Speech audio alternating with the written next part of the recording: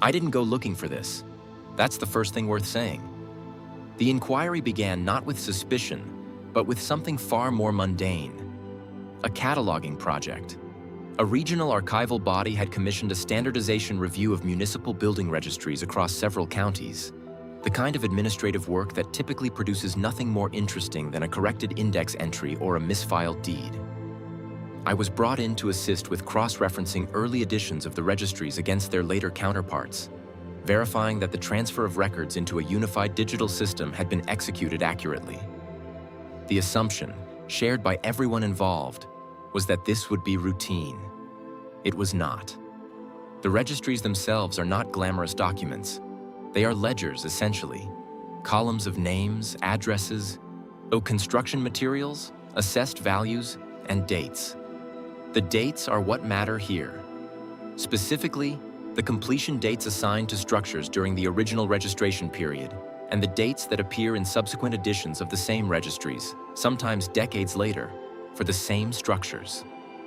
What I noticed during what should have been a purely mechanical comparison was that these dates did not always agree. Not by a few months. In some cases, by years. In others, by what appeared to be an entire decade or more. I flagged the first instance as a possible data entry error during digitization. Then I flagged a second. By the time I reached a fifth and sixth example within a single county's records, I began to set them aside rather than simply correcting them, and because something about their distribution was beginning to feel less like error and more like pattern. To be precise about what I observed, these were not cases where a building's address had been transposed, or where an owner's name had been misspelled and later corrected. The discrepancies were specifically and consistently located in the construction year column. A structure registered in an 1871 ledger with a recorded completion date of 1861 might appear in an 1893 edition of the same registry with a completion date of 1873. The building itself, its address, its assessed value, its listed materials, would be otherwise unchanged. Only the date had moved.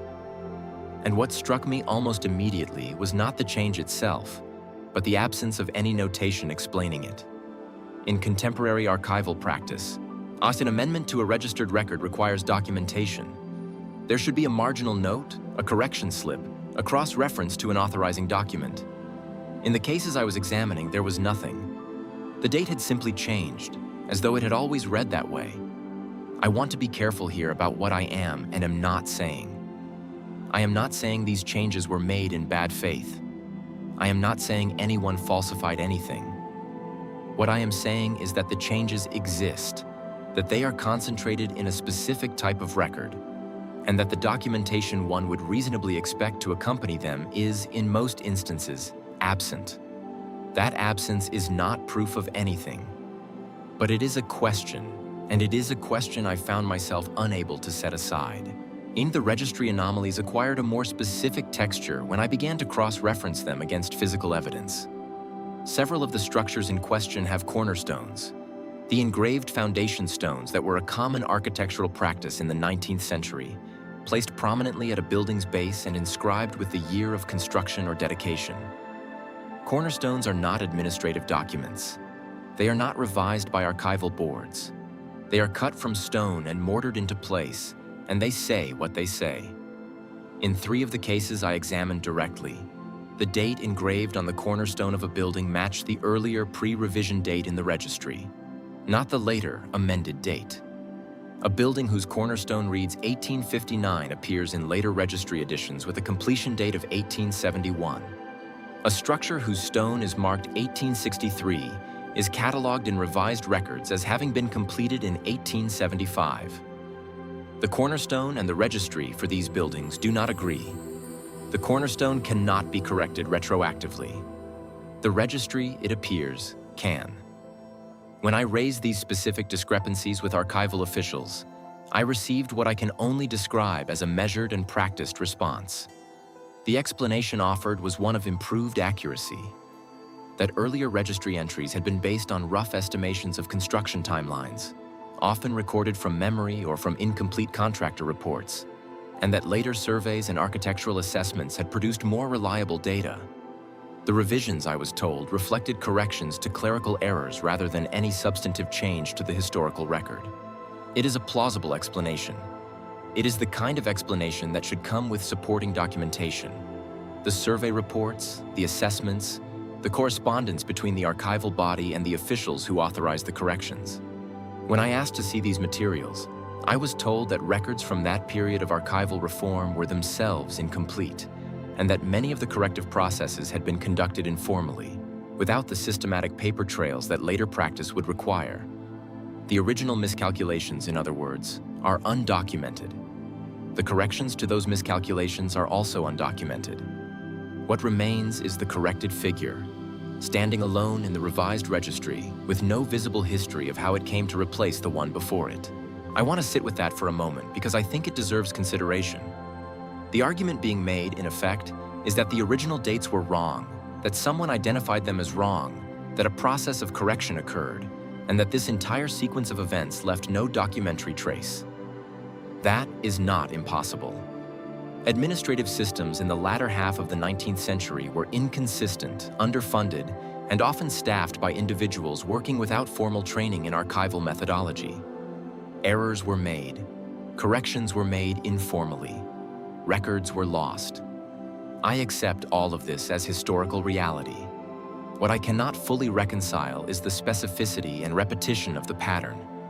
Because by the time I had expanded my review beyond the initial county to encompass records from several other municipalities, it had become apparent that this was not a local phenomenon. Across multiple cities, in registries administered by separate offices with no obvious administrative relationship to one another, I found the same structure repeating itself. Buildings with documented completion dates in earlier registry editions appearing in later editions with revised dates.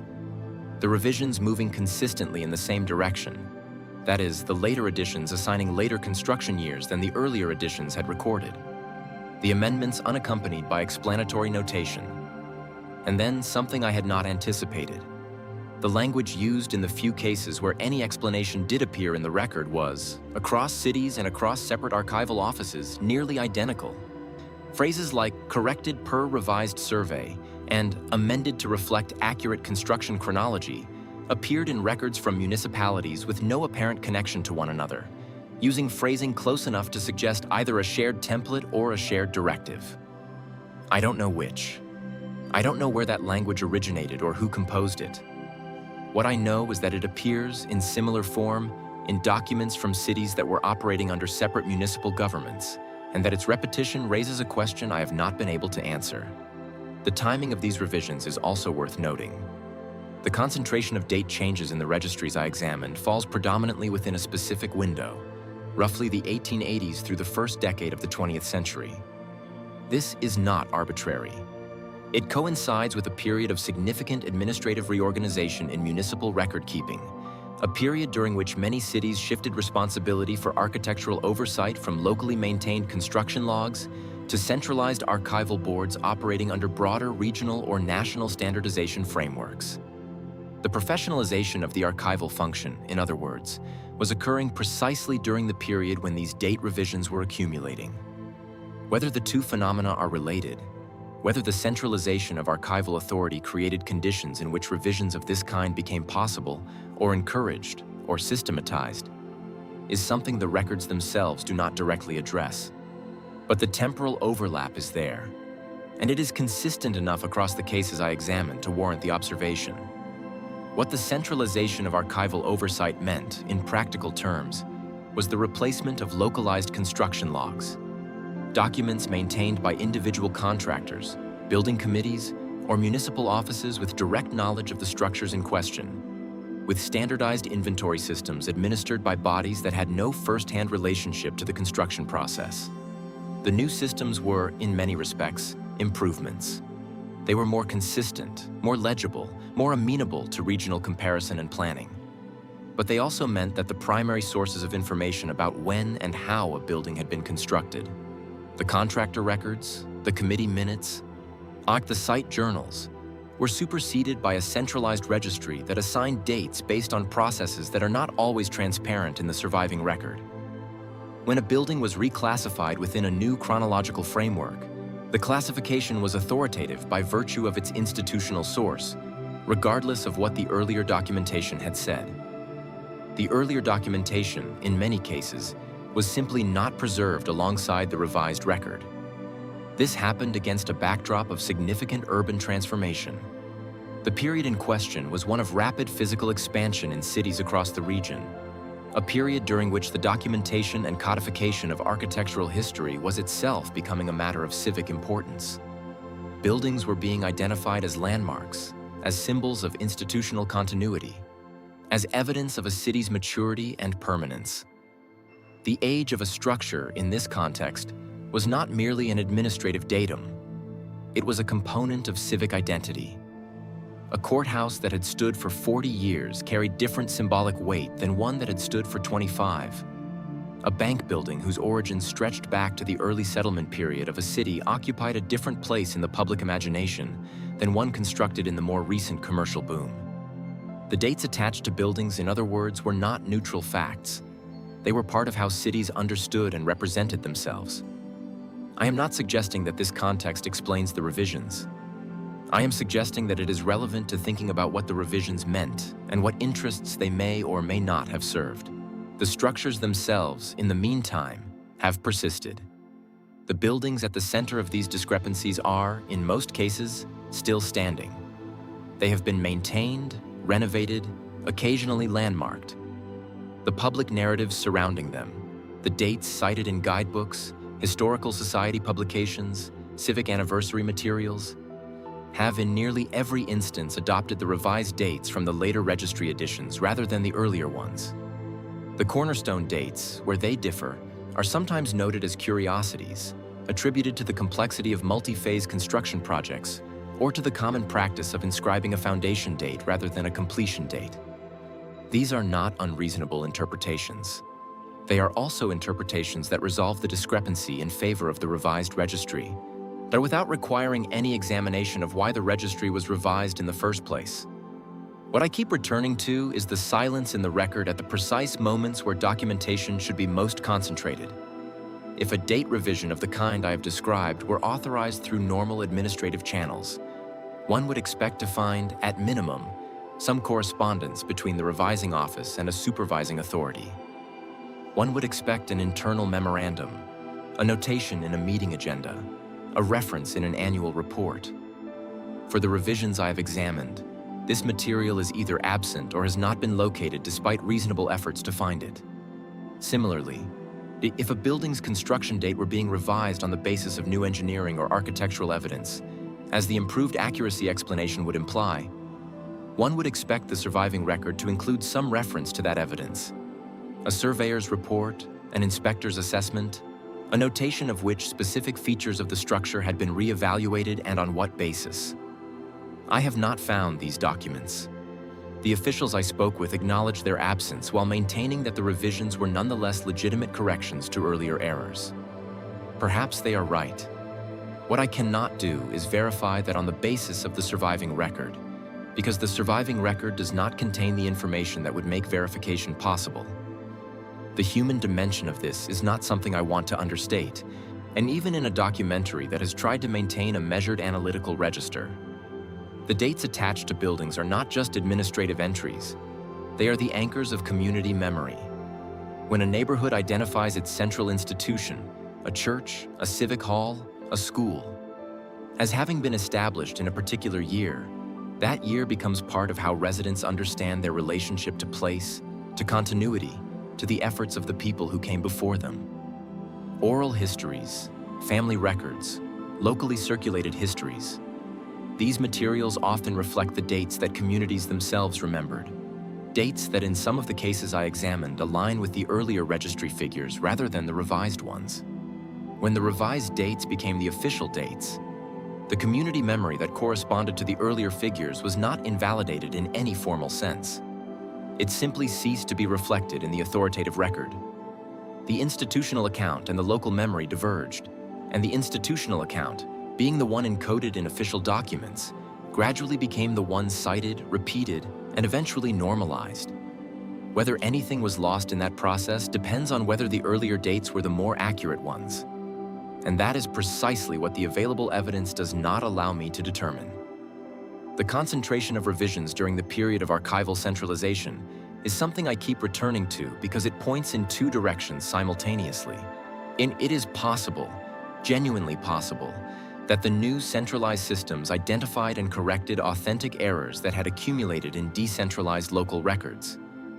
It is also possible that the consolidation of archival authority created an institutional mechanism through which the dating of structures could be systematically adjusted, and that the standardization of record-keeping, whatever its administrative benefits, also standardized a particular version of chronology that was not always grounded in the most direct evidence available. I cannot determine from the surviving record which of these possibilities is closer to the truth, or whether both are partially true in ways that vary from case to case. What I can say is that the revision process, whatever its motivation, left behind a documentary record that is conspicuously thin at the points where one would most want it to be dense. At the moments of decision, at the moments of authorization, at the moments when specific dates were changed and specific reasons were given. Why certain buildings were subjected to date revision while others in the same registry were not, is a question that the records do not answer directly. In each of the registries I examined, the revisions were selective. Many buildings appear with identical dates across all editions of the registry in which they feature. Others show the kind of systematic shift I have described. The criteria by which a building was identified for revision, if there were explicit criteria, are not visible in the surviving documentation. Whether the selection reflected the quality of the original evidence, the administrative status of the structure, the interests of particular institutions, or simply the discretion of individual archivists working with incomplete information, none of these possibilities can be confirmed or excluded on the basis of what I have been able to find. What I am left with, after months of working through these materials, is a documentary record that tells a clear and consistent story about what happened. The dates were revised, and an almost entirely silent record about why, on whose authority, on the basis of what evidence, and through what decision-making process. The revised dates are now the official dates. They appear in civic histories, in heritage designations, and in the educational materials distributed to school children visiting these buildings on field trips. The earlier dates exist in the older editions of the registries, in the oral histories of communities that remember a different chronology, and in the stone engravings that were placed at the foundations of these structures by the people who built them. The stone does not explain itself. The registry does not explain itself. And the space between them, which is where the explanation should be, remains, for the moment, empty. I don't know what happened in that space. I don't know whether it matters, in any practical sense, whether a building was completed in 1861 or 1873. I don't know whether the people who revised these records believed they were improving accuracy or doing something else entirely. I don't know whether the silence in the documentation is the silence of routine administrative informality or the silence of something that was deliberately not written down. What I know is that the official explanation, clerical error, corrected by improved survey, does not fully account for what the records show. It does not explain the absence of the corrective documentation. It does not explain the identical phrasing across separate administrative bodies. It does not explain why the cornerstones say one thing and the revised registries say another. And it does not explain why, in a process that supposedly corrected errors, there is no surviving record of what the errors were, who identified them, or how they were determined to be errors in the first place. Those questions are still open. I am not sure they have been asked before in quite this form.